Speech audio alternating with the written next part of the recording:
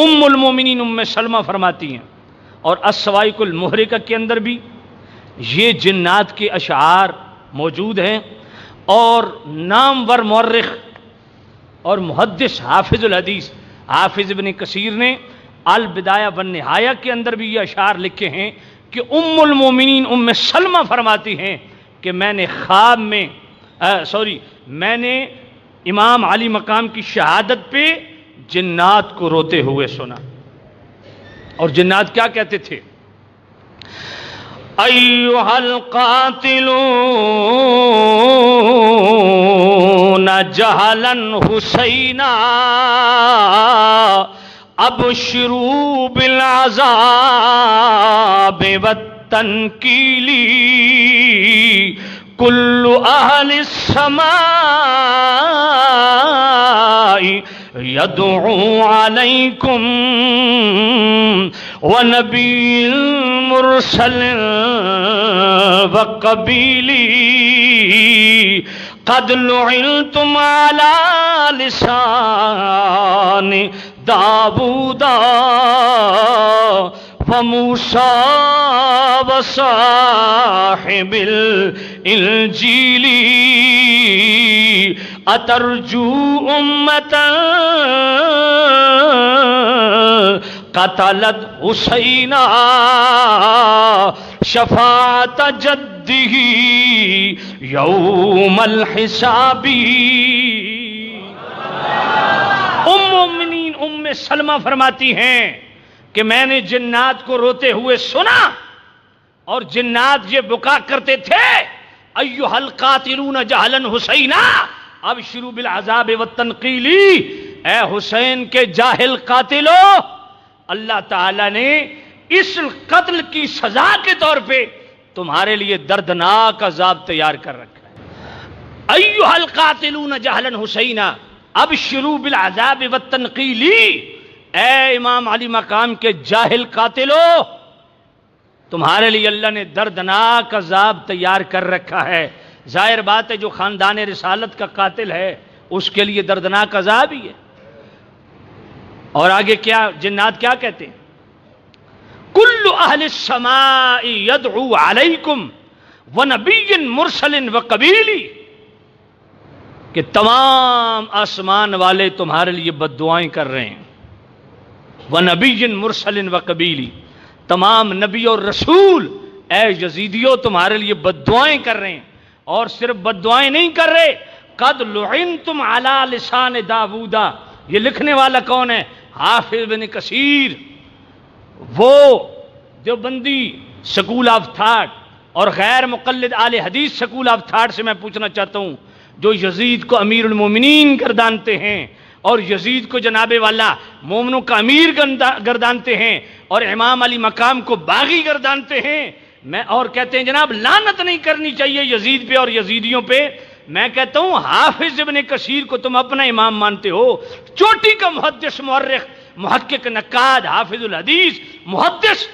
حافظ ابن کثیر نے البدایہ والنہایہ کے اندر یہ اشعار لکھے ہیں، قد لعنتم علی لسان داود وموسیٰ وصاحب الانجیل، اے حسین کے جاہل قاتلو، تم پر داؤد علیہ السلام لعنت کر رہے ہیں، موسیٰ علیہ السلام لعنت کر رہے ہیں، عیسیٰ علیہ السلام لعنت کر رہے ہیں۔ تو یہ وہ بدبخت گروہ ہے قاتلان حسین کا جن پر لعنت نبیوں نے کی ہے، جن پر لعنت رسولوں نے کی ہے، جن پر لعنت فرشتوں نے کی ہے، اہل آسمان نے کی ہے، اہل زمین نے کی ہے۔ یہ وہ بدبخت ٹولہ ہے جن کو نبی بھی مذمت کے الفاظ سے یاد کرتے ہیں، تم ان کی مدح سرائی میں لگے ہوئے ہو۔ اللہ قد لعنتم علی لسان داود وموسیٰ وصاحب الانجیل، صاحب انجیل عیسیٰ علیہ السلام بھی یزیدی تم پہ لعنت کرتے ہیں، موسیٰ علیہ السلام بھی تم پر لعنت کرتے ہیں، داؤد علیہ السلام بھی تم پر لعنت کرتے ہیں۔ اور پھر اگلی بات سننا، اترجو امتا قتلت حسینہ شفاعت جدہ یوم الحسابی، اے امام علی مقام کے جاہل قاتلو، اے خاندان رسالت کے دشمنوں، اے میرے کریم نبی کے خاندان کی پتی پتی کو اس جناب والا ریگزار پہ بکھیرنے والوں، تم یہ کچھ کرنے کے بعد بھی یہ امید رکھتے ہو کہ نبی پاک ہماری سفارش اور شفاعت کریں گے؟ بلکہ اس سے بڑھ کے ابن کثیر نے اگلی بات لکھی کہ جب یہی قافلہ شہدائے کربلا کہ یہ جناب والا دھاڑ کربلا میں سر نیزے کی نوک پہ، اور جب یہ قافلہ جا رہا تھا اور دمشق سے گزرا، دمشق کے بازاروں سے گزرا، تو وہاں رستے سر راہ ایک کلیسا آیا،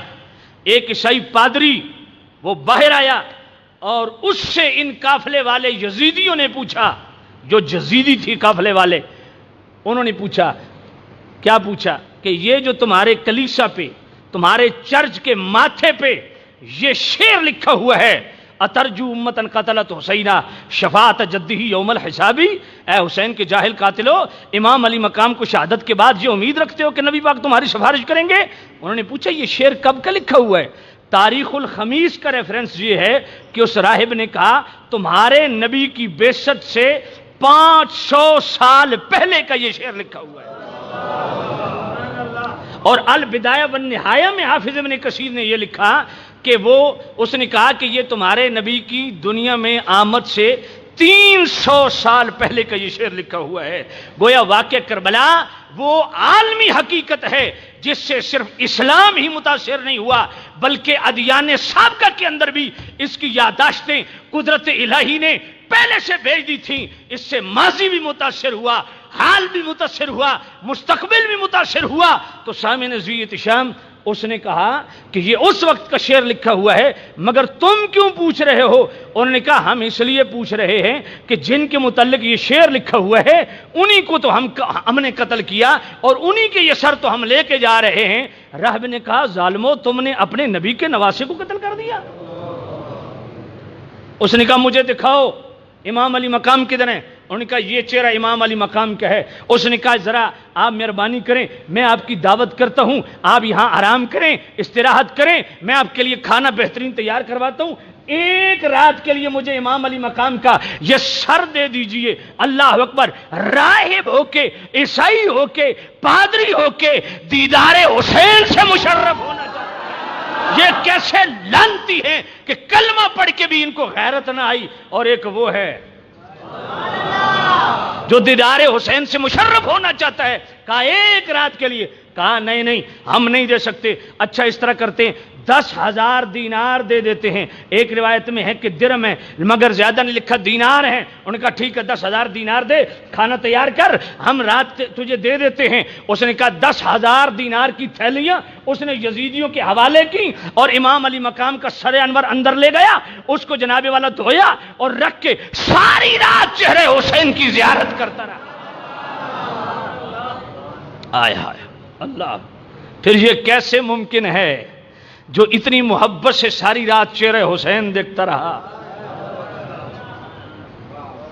پھر وہ ایمان سے محروم چلا جائے؟ امام علی مقام کی سر انور کی تعظیم کے باعث اللہ نے اس کو ایمان کی ایسی دولت نصیب فرمائی، جب صبح ہوئی سیدھا امام زین العابدین کے پاس جا کے کلمہ پڑھ لیتا ہے۔ تو اب جناب والا وہ سارا مال و متاع سمیٹ کے جب آگے گئے، آگے کسی ایک منزل پہ پہنچے، کہا 10,000 دینار ان کو تقسیم بھی کر دیا جائے، دربار یزید آنے والا ہے، وہ لانتی تو ہم سے یہ سارا مال چھین لے گا، یہیں تقسیم کر دیتے ہیں۔ جب اس دینار کی تھیلیوں کو پہلے کھولا تو دینار تھے، جب بعد میں کھولا تو ٹھیکریاں بن چکے تھے، اور ٹھیکری کی ایک طرف یہ آیت لکھی ہوئی تھی وَلَا تَحْسَبَنَّ اللَّهَ غَافِلًا عَمَّا يَعْمَلُ الظَّالِمُونَ، فرمایا ظالم لوگ اپنے عمل، اپنی بدکاریوں، بدافعالیوں، بدعمالیوں کے سبب یہ سمجھتے ہیں کہ اللہ